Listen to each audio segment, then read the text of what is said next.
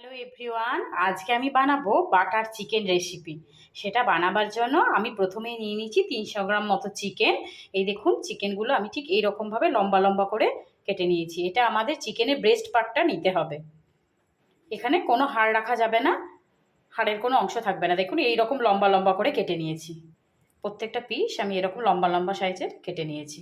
এবার তার জন্য আমার যে ইনগ্রিডিয়েন্টসগুলো লাগবে সেগুলো হলো, প্রথমে আমি নিয়ে নিয়েছি এখানে ময়দা, এখানে নিয়েছি কর্নফ্লাওয়ার, গোলমরিচ, সয়া সস, আর এখানে আদা রসুনের পেস্ট মানে আমি একদম পেস্ট করে নিয়ে নিই। এটা সামান্য ক্রাশ করা আছে পেস্ট। আর এখানে রয়েছে রসুন, শুধু রসুন। এটা যেহেতু বাটার গার্লিক, সেহেতু আপনার গার্লিকটা একটু বেশি পরিমাণে লাগবে। আমি ঠিক এইরকমভাবে রসুনগুলো কেটে নিয়েছি। দেখুন এরকমভাবে ছুরির সাহায্যে আমি কেটে নিয়েছি। আর মেন ইনগ্রিডিয়েন্টস যেটা হচ্ছে বাটার গার্লিক, সেই জন্য লাগবে বাটার। আর আন্দাজ মতো নুন তো আপনার লাগবেই। আর বাইন্ডিংয়ের সময় আমি দেব এরকম একটা স্লাইস লেবু। এবার আমি এটা মেখে নিই।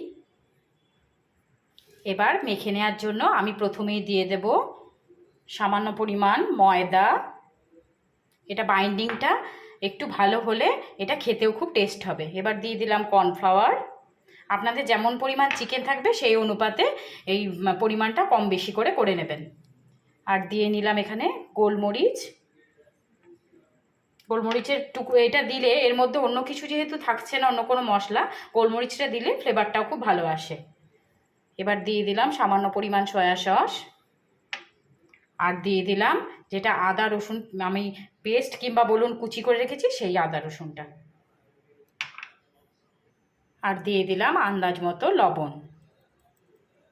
এবার আমি এটা খুব ভালো করে মেখে নেব। দেখুন ঠিক এরকমভাবে আমি মেখে নিয়েছি। আমি যখন চিলি চিকেন বানাই, দেখুন একই রকম ইনগ্রিডিয়েন্টস থাকে, কিন্তু আপনার এর মধ্যে ডিম লাগে, কিন্তু এটার মধ্যে কোনো ডিম লাগবে না। এটা বাটার আর গার্লিক দিয়ে হয়ে যাবে। ভালো করে মেখে নিয়েছি। এবার মেখে নেওয়ার পর আমার যে লেবুটা মেখে রেখেছিলাম, সেই লেবুটা দিয়ে কেটে রেখেছিলাম, সেই লেবুটা এখানে দিয়ে দেব। এটা দিয়ে আমি এটা আবার ভালো করে মেখে নেব। আমি প্যান গরম করে নিয়েছি। প্যান গরম করে নিয়ে এর মধ্যে দিয়ে দিলাম সাদা তেল। প্যানে তেল গরম হয়ে গেলে আমি এবার একটা একটা করে এরকমভাবে চিকেনগুলো ছড়িয়ে দিয়ে ভেজে নেব। দেখুন এরকমভাবে একটা একটা, দেখুন এরকম লম্বা লম্বাভাবে, এরকম যেহেতু কাটা আছে সেহেতু এরকমভাবে ভেজে নেব। দেখুন চিকেনের পিসগুলো আমি এরকমভাবে দিয়ে দিয়েছি। এক পিঠ ভাজা হয়ে গেলে আমি আরেক সেট করে নেব। একটা সেট হয়ে গেলে আরেকটা সেট ভেজে তুলে রাখবো। এরকমভাবে একদম লো ফ্লেমে এই চিকেনগুলোকে ভাজবেন, নাহলে ভেতরটা কাঁচা রয়ে যাবে যদি হাই ফ্লেমে করি। এটা লো ফ্লেমে এরকমভাবে চিকেনগুলো ভাজবে। দেখুন একটা পিঠ হয়ে গেছে। এটা যেহেতু সরু সরু করে স্লাইস কাটা, এটা আমাদের এটা ভাজতে বেশি টাইমও লাগবে না, সেদ্ধও হয়ে যাবে ভেতরে ভেতরে তাড়াতাড়ি। এইভাবে প্রত্যেকটা আমি ভেজে নেব। দেখুন এরকমভাবে ভাজা হচ্ছে। এই যে ভাজার সময় লেবু আর গোলমরিচের গন্ধটা আসছে, খুব সুন্দর লাগছে। একবার বাড়িতে বানিয়ে দেখবেন, খুব ভালো লাগবে খেতে। আর খুব কম সময়ে চট করেই হয়ে যায়, এটা কোনো কিছুই দরকার পড়ে না। চিকেন থাকলে আপনার বাড়িতেই সব জিনিস আপনি পেয়ে যাবেন। আর বাটারটাও তো দরকারই। দেখুন চিকেনগুলো একদম সেদ্ধ হয়ে গেছে। একদম লো ফ্লেমে এটাকে ভাজবেন, তাহলে ভেতর থেকে আর কাঁচা থাকবে না, একদম ভেতর থেকে সেদ্ধ হয়ে যাবে।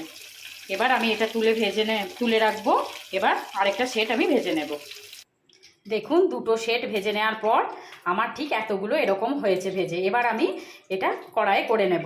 তার আগে দেখুন এরকম আপনারা যদি করতে চান, তাহলে এই রকম ভেজেও আপনারা ইভিনিং স্ন্যাক্স হিসাবে খেতে পারেন, কিংবা কেউ বাড়িতে এলে তাকে করেও দিতে পারেন। এবার আমি রান্নাটা করে নিই, ওটা করতে বেশি টাইম লাগবে না। দেখুন দেখুন সেই কড়াইতেই আমার যতটুকু তেল ছিল, আমি খানিকটা তেল তুলে রাখলাম। সামান্য তেল নিয়েছি, এর সাথে আমি মিশিয়ে দেব বেশ খানিকটা বাটার।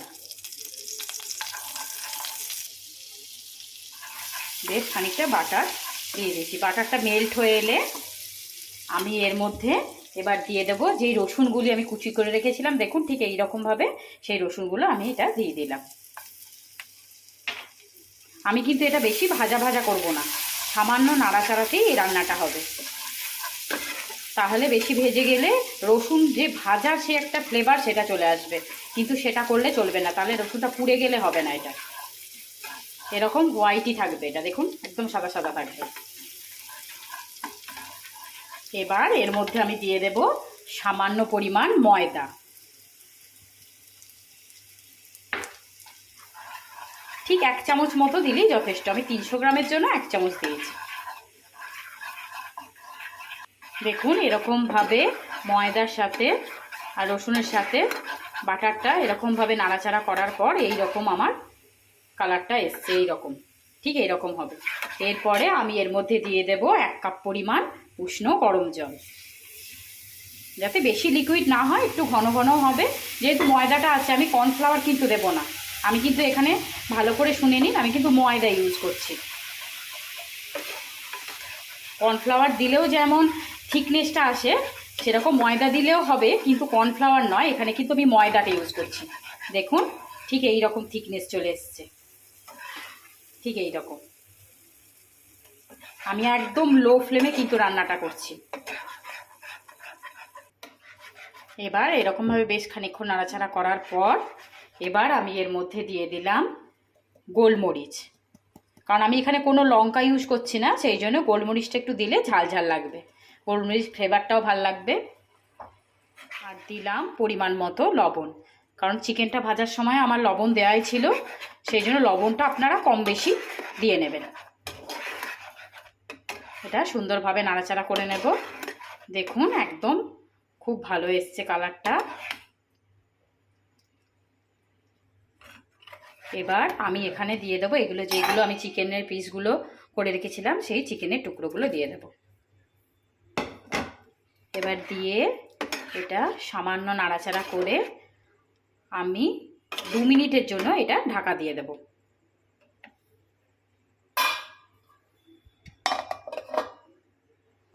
দেখুন 2 মিনিট পর ফিরে এলাম, আমাদের বাটার গার্লিক একদম রেডি। এবার আমি এটা গ্যাসের ফ্লেমটা অফ করে নামিয়ে নেব। দেখুন এটা বাটিতে আমি ঢেলে নিয়েছি। এবার উপর থেকে আমি অল্প বাটার দিয়ে দিলাম। এটা অবশ্যই বাড়িতে বানাবেন, দেখবেন খুব টেস্ট লাগবে খেতে। কুলচা, রুটি, পরোটা এগুলো সবার সাথে খুব ভাল লাগবে, নানের সাথে খুব ভাল লাগবে। এবার দেখুন এটা নামিয়ে নিয়েছি, এটা অসম্ভব সুন্দর খেতে লাগবে। আমি বাটার দিয়ে দিয়েছি আর ওপর থেকে গার্নিশিংয়ের জন্য দিয়ে দিলাম সামান্য সাদা তিল। দেখুন কত সুন্দর লাগছে, একদম লোভনীয় খাবার। Thank you for watching.